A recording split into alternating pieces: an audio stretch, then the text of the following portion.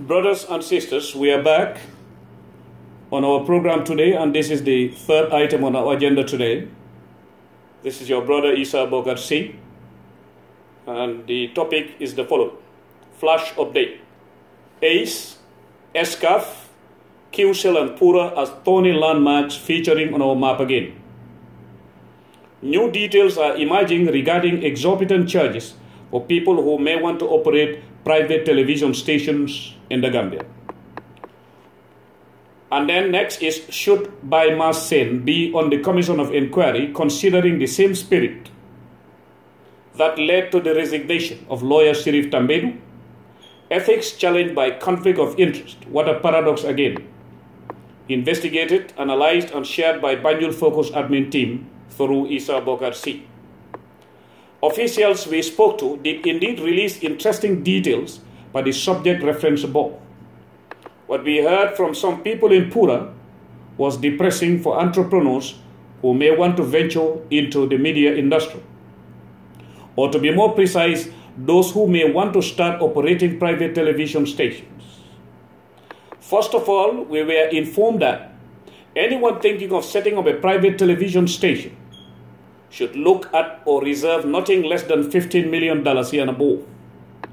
A case in point is that Pura is insisting on state-of-the-art equipment, therefore pegging it on the standard acceptable in Western Europe and the United States of America, only to name a few.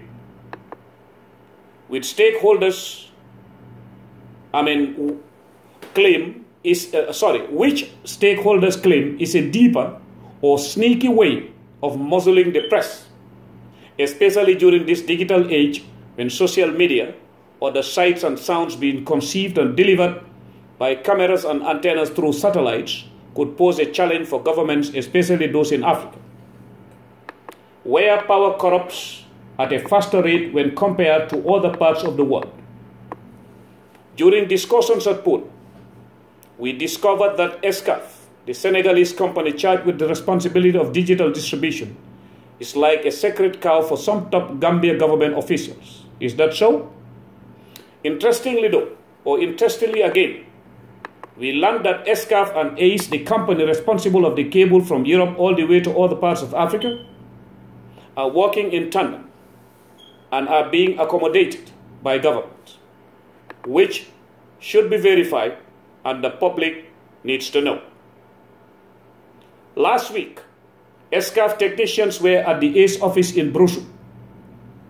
During our probe, we equally discovered that Escaf is yet to install its equipment or at best start their daily operations.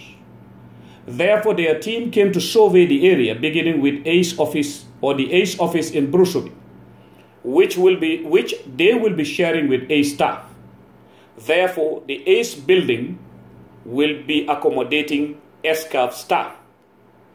Those technicians from Dakar, Senegal, have so far returned and preparing to come to the Gambia and start operations.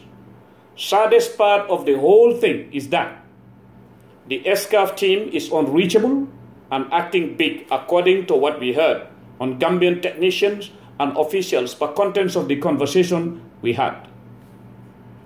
In fact, when asked to provide our team, the Escaf staff's telephone number to our team, or how they can reach the Escaf team, we were told anyone who wants to speak with the Escaf team must pass through a GRTS technician whose name will be left anonymous for now as our investigations are ongoing.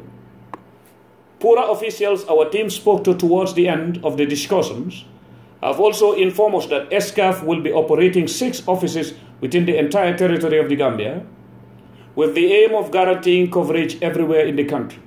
A lofty goal we wish could happen sooner than later, but is yet to be realized.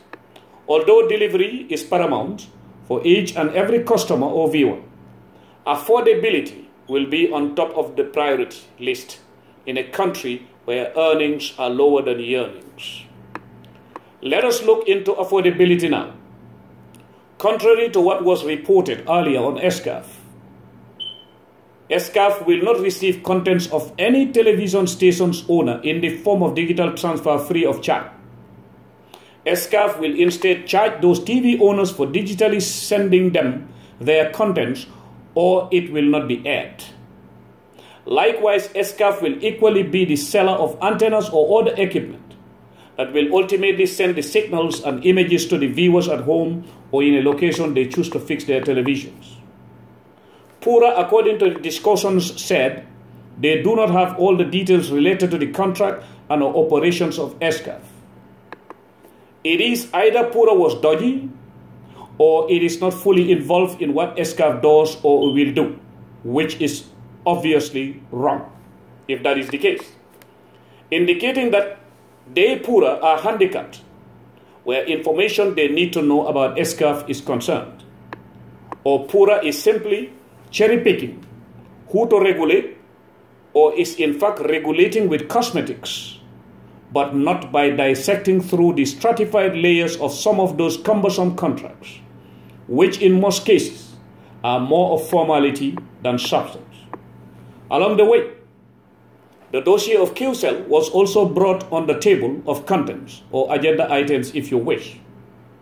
QCell, according to Pura officials, is the only company that has so far applied to run and own a private television because they could easily afford the money or the extremely high fees attached to the television licenses. QCell, according to someone we spoke to, is believed to be partnering with Desis TV in Dakar, Senegal. Now what others are saying is that ACIS STEM is in France. Escaf and Desis TV are equally linked to giants in France and Dakar, which when combined leaves so much to be desired or verified. We definitely appreciate doing business with our neighbors, especially the sister Republic of Senegal, more so within the spirit of Pan-Africanism. However, what should precede all that is transparency and accountability. In light of the latter, a commission of inquiry was recently established to look into the dealings, especially financial dealings, of the former president and his immediate circle, which is highly welcome. But those who set it up may as well be reminded that no praise is attached, as that is what they were hired or elected to do. That said, we as Gambians do not wish to be living through commissions of inquiries whenever a new government takes over. Therefore, the best way to avoid it is by making sure Pura, GRA are untethered or revamped, thus left in the hands of daring technocrats who would not mind losing their portfolios where laws are disrespected by the governing and the regulators in courts. On that note, our team is sincerely advising State House not to take these findings we are releasing lightly. Before we pull the curtains again, allow us present the last actor of this scene and act today. That is to say, in the case of the appointment of Biomass Sen on the Commission of Inquiry, especially where one takes ethics into consideration, our team was approached by concerned Gambians, some of whom lost their loved ones during the Jammeh era. These Gambians include mothers of victims, to be more precise, Ajaratu Mami Sise, mother of the late Alhaji Mahmoud Sise, a Gambian-born U.S. citizen, was killed by the former regime at a time when Biomass's own father, Captain Lamin Sen, was head of the National Intelligence Agency. In fact, Yankuba Baji took over from Captain Sen, and Captain Sen saw Yankuba serve as Deputy Director General at the NIA for some time. So anything Yankuba knows, it is a training he received from Captain Lamin Sen. Definitely that is more implicating when compared to the case of lawyer Tambedu in a given context. Ajaratu Mami Sise has seriously warned that she will leave no stone unturned to challenge that decision from State House. She has powerful connections in the state of Texas and Las Vegas, make no mistake about that. And petitions or write-ups are being prepared for U.S. senators to look into. Indeed, appointing Biomass Sen, whose father is believed to have first-hand knowledge on the deaths of Alhaji Mahmoud Sise and Ibu Job until proven otherwise, will open up a whole can of stinking worms for President Adama Barrow in passing. So my advice to him is, brother, rethink Me just said that. Me just it would have definitely been more prudent for one to appoint others who are not close to anyone, like the former NIA DG Sen, a man some people are saying should have completed the number at mile 2. That's not what we wish. We are reporting what the public is saying. Therefore, make it NIA 10 instead of NIA 9. Our findings and reports are not wishes or anything related to vendetta. Sen did not wrong us or did nothing wrong to us directly. All we are here for is the truth and amplify the plight of the voiceless. We are not requesting for or wish to be granted, or for wishes to be granted, sorry. As what we investigate and release are facts. These facts are also signaling that none can ever control them. Another version we received into our database is that Baima Sen was working at Standard Chartered Bank, being one of the banks that conducted some of the darkest and shadiest financial transactions for former President Jammeh.